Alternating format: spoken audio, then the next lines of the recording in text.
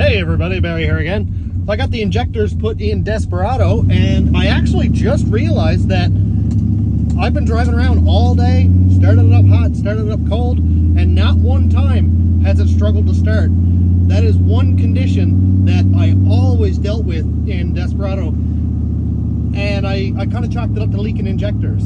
And since I have replaced them with injectors that I know don't leak and flow equally, that hasn't been an issue one time yet. That is very, very nice. Kind of takes a lot of weight off my chest, because there's nothing worse than going out to start your truck up in the morning and it's just struggling to start and it shuts off and it's just nasty. I don't like that at all. And you know, somebody says, "Hey man, can I hear your truck?" And then it's like, "No, no, no, no," blah, blah, blah, blah, and that's just embarrassing. I hate it. So that's great. As for performance, the truck is getting better. I did a 0 to 60 run today, and it did it in 4.1 and a 1.9 60 foot, which is not its best. A 4.1 second 0 to 60 is nothing to sneeze at. It's absolutely fine. But I've done 3.52 as a personal best in this thing. So, you know, I got to get back up there again. And with the injectors all being equally balanced now, I'm going to start turning it up again. And I will post that 0 to 60 just because I started talking about it. But it bogged pretty heavily at the start, and the air fuel was like 10.2, 10.3, which it wasn't happy with. It was real sluggish, and it actually pulled timing. I don't exactly know why, because I don't have any knock sensors hooked up in this. Yeah, I know, good idea, right?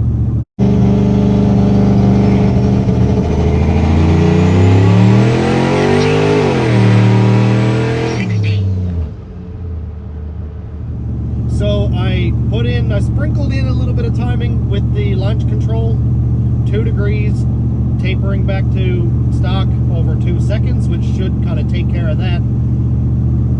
Plus, I got the air fuel back up around like 11.3, and if you'll remember, I cut a spark plug a while ago, which kind of talked myself into doing the injector thing after that, because it was really lean on number 8, and number 7 is a cylinder that I broke before.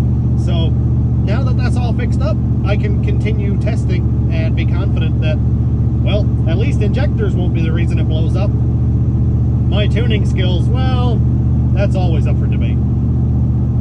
So we're going to do a 0 to 60 run in about 10 seconds. I'm just going to go hook up the draggy. I have the laptop rolling right now, and we'll see if the changes that I made make any difference. I pulled a little bit of fuel out right off the launch, and hopefully that makes the difference.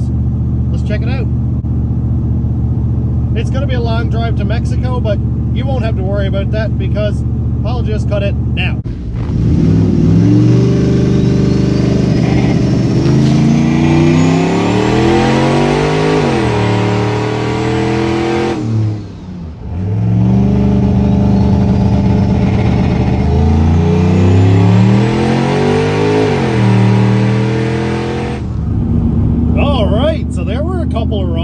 The first one, I actually forgot to open the cutout, so it's a really nice before and after, because with the cutout closed, it did a 4 second 0 to 60, or 4.1 or something like that, and with the cutout open, 3.8. That is a major difference. Like, it's pulling enough power with the going through the muffler and the dual tailpipes to rob, what, 3/10 off the 60 mile an hour? That's pretty wild. That is actually nuts. I did not expect that. So obviously all of my testing will be done with the cutout open, but in the future and relatively near future, I'm going to be doing something quite controversial.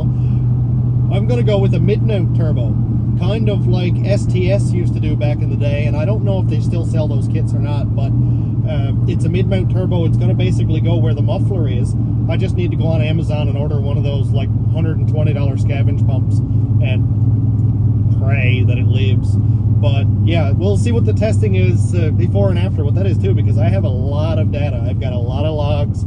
I've got a lot of draggy runs where I can compare before and after and all kinds of different climates and different temperatures and and it's really fun. I really enjoy this. I'm racing nobody but myself, and it's cool to see that data. I'm a bit of a nerd when it comes to numbers, so this is pretty cool. Man, I really can't wait to put some more timing in this, do some more plug readings and stuff, and turn up the boost a little bit. I watched Steve Morris's video on how to cut and read spark plugs, because I'm not necessarily new to tuning, but I'm new to tuning correctly. He said if your tuner doesn't cut the spark plugs and read them, he's not a tuner, he's a computer guy, which I thought was really funny. Well, let's look at a little bit of data. No doubt it's going to be hard to see because it's sunny outside and stuff, but we can see right here this red line is RPM. We can see a little hump, and then it's climbing, climbing, climbing, and RPM right here is at about 3,000, which is right where my launch control is, so that's holding up there really well. And then right at this moment right here, it hits 1 kilometer an hour. And boost is 5.7 pounds. That's actually pretty decent. It held 5.7 pounds. I don't mind leaving on that. I wouldn't mind leaving on a little bit more, actually, because it hooks fine. So my traction bars are working really well, and the hot road is definitely helping. I think it was like 24 degrees at the time. Spark right here is, yeah, pretty conservative, 12 degrees. That's all right. When I start moving, we're right at 14. 15, 16 degrees at 8 psi, and it seemed happy. It didn't go crazy or anything like that. I'm going to look up here at the boost. And for pretty much the entire run, it was hanging around 9, 10, 11 pounds. It hit 11.4 right there. I don't know if that's on the first run or the second run, but we will see in a minute. 100% throttle. Everything is working well. Spark stayed around 15 degrees, so that's good. Wideband down here is still super rich, so that's probably pulling some power. It actually dipped right around here because the wideband was at, I don't know, 11.5 kind of thing, and then it dipped right down to 10.2. So the wideband, I think, is pretty much pegged at 10.2 for the first bit of the run, and then it came up to like 10.8. So I don't want it to be that rich. It's completely unnecessary. And we can see right here on the AFR error, it is super rich, like 9% rich. 6% down here. That's quite a lot, so I'm going to lean it out, and that'll actually make it a little more responsive and a little more power. But the nice thing is the spark is hanging right around 15 degrees, and I would much rather be richer than leaner, because yeah, lean is mean, but lean also makes a bunch of heat, and I don't have any ring cap, so you know what that means. Kablooey.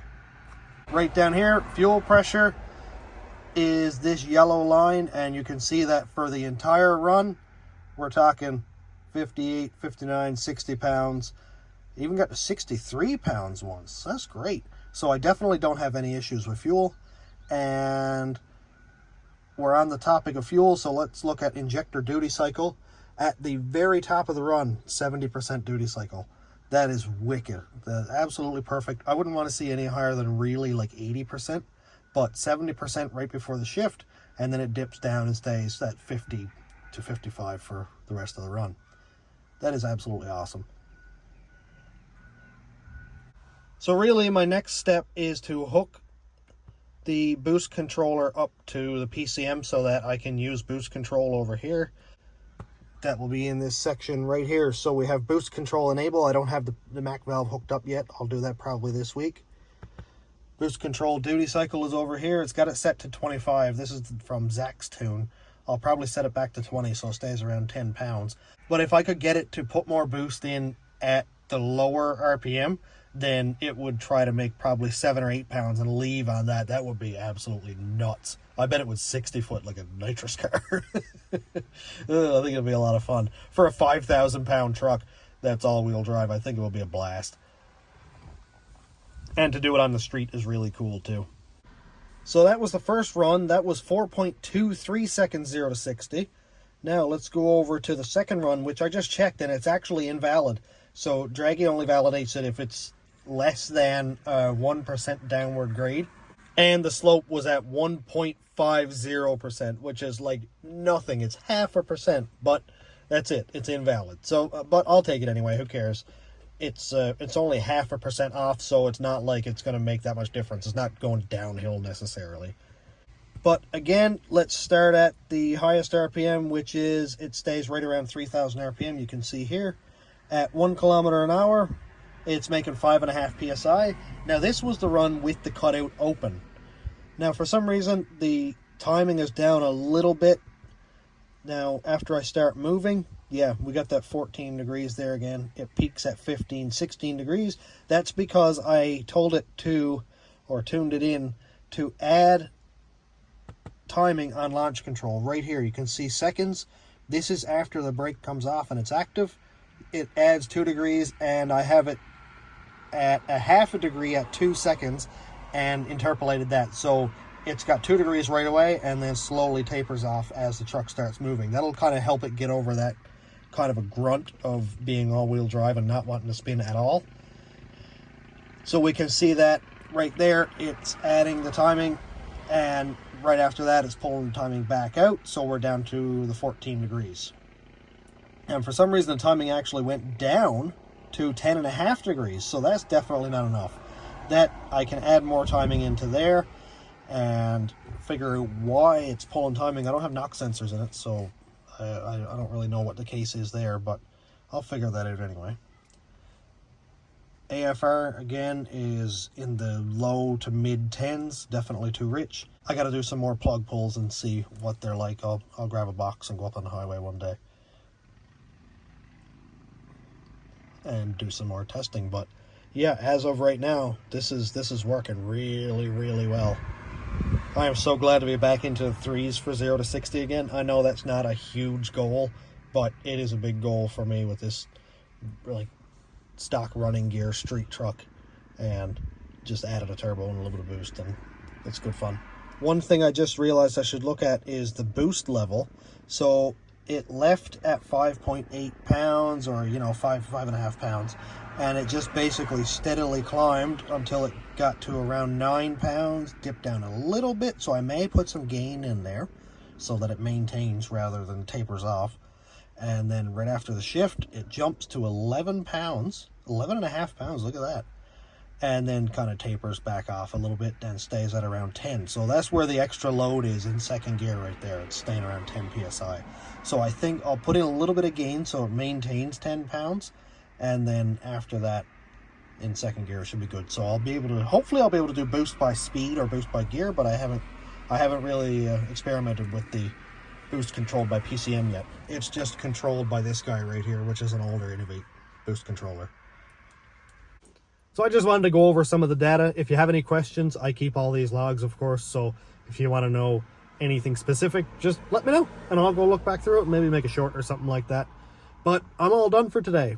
Thanks for coming along for the ride with me, and it's a lot of fun doing this stuff, and I absolutely love going over the data.